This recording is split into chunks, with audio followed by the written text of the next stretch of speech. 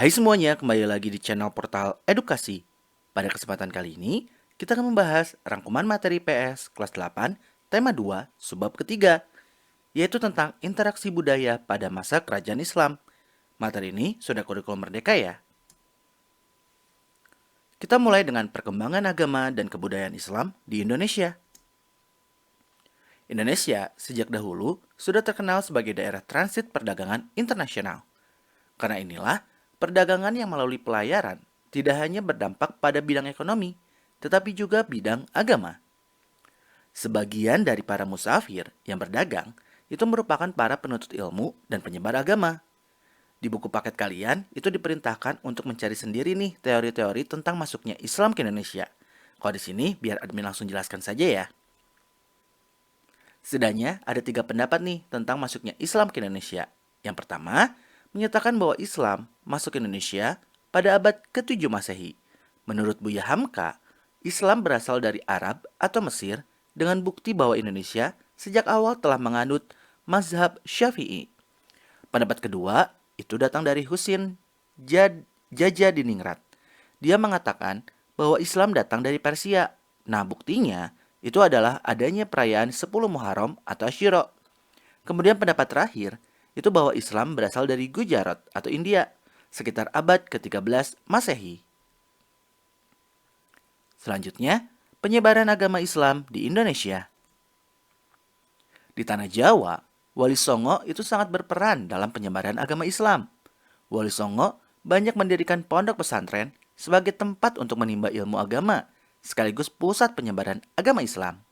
Selain melalui pendidikan, mereka juga menggunakan kesenian dengan tembang seperti macapat dan tradisi lainnya. Kembali ke wilayah Indonesia nih, kenapa sih agama Islam diterima dengan sangat cepat?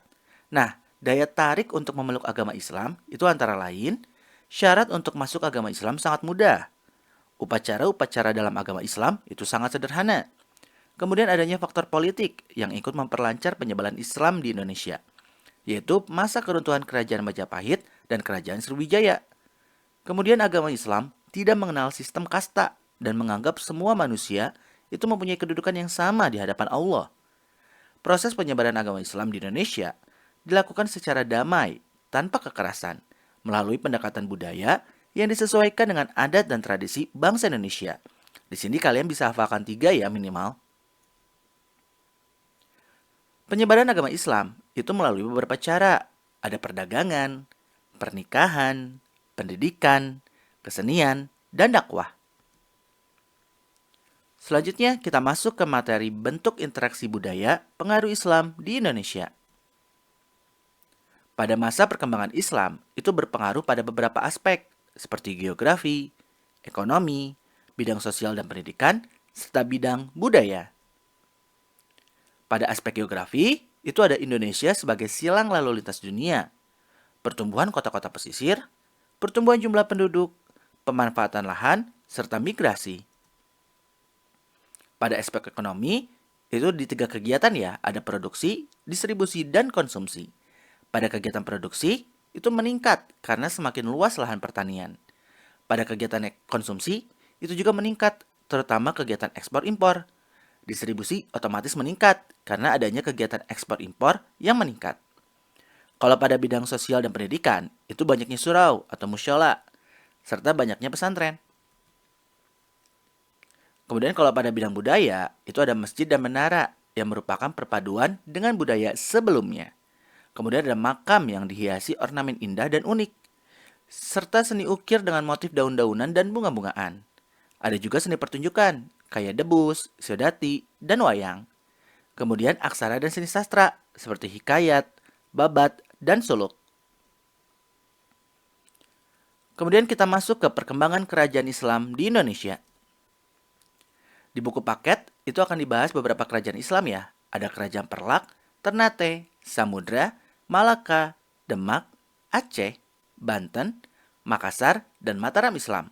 Di sini kita sesuaikan dengan buku paket aja ya, yang singkat-singkat. Kita akan bahas satu persatu ya. Nah, kalau kalian mau lengkap, itu bisa lihat di situ ya. Kalian bisa buka nih akses linknya. Kita mulai dengan Kerajaan Perlak. Kerajaan Perlak itu merupakan kerajaan Islam pertama di Indonesia, dengan raja pertamanya Sultan Alauddin Sayyid Maulana Abdul Aziz Shah. Kemudian Kerajaan Ternate. Kerajaan Ternate dan Kesultanan Tidore adalah dua kerajaan yang terletak di Kepulauan Maluku antara Sulawesi dan Papua. Selanjutnya, Kerajaan Samudra Pasai. Samudra Pasai terletak di pantai utara Sumatera, yaitu di Aceh, dekat dengan Perlak, Malaysia. Kerajaan ini didirikan oleh Mara Silu, yang merupakan raja pertama Kerajaan Samudra Pasai. Selanjutnya, Kerajaan Malaka. Setelah Samudra Pasai mengalami kemunduran, Malaka berkembang sebagai pelabuhan, pusat perdagangan, dan pusat penyebaran Islam yang sangat penting di Asia Tenggara. Paramisora adalah raja pertama Kerajaan Malaka. Ia memerintah pada tahun 1396 sampai 1414. Paramisora lebih dikenal dengan nama Iskandar Shah. Kemudian Kerajaan Demak. Demak adalah kerajaan Islam pertama di Pulau Jawa yang berdiri pada tahun 1500 Masehi. Raden Patah adalah raja pertamanya. Kemudian Kerajaan Aceh. Akibat kejatuhan Malaka ke tangan Portugis tahun 1511, pusat perdagangan Islam kembali ke wilayah Aceh. Kapal-kapal dagang dari berbagai wilayah mulai mengubah jalur pelayarannya, tidak lagi singgah di Malaka, tetapi di Aceh. Situasi tersebut menguntungkan Aceh. Nah, raja pertama dari kerajaan Aceh adalah Sultan Ali Mughayat Shah. Ia memerintah pada tahun 1514 sampai 1528. Selanjutnya, Kesultanan Banten. Raja pertama kerajaan Islam Banten itu adalah Hasanuddin. Beliau merupakan putra Sunan Gunung Jati atau Syarif Hidayatullah. Beliau memerintah sekitar tahun 1527 sampai 1570. Kemudian Kerajaan Makassar Goa-Talo. Kerajaan Makassar merupakan kerajaan Islam pertama di Sulawesi. Letak Kerajaan Makassar sangat strategis pada jalur pelayaran Malaka ke Maluku. Oleh karena itu, kerajaan ini berkembang menjadi negara maritim. Selanjutnya Kerajaan Mataram Islam. Kerajaan Mataram Islam mulai berdiri ditandai pemindahan pusat pemerintahan dari Pajang ke Mataram pada tahun 1586 oleh Senopati. Pusat dari kerajaan ini adalah di Kota Gede, Yogyakarta.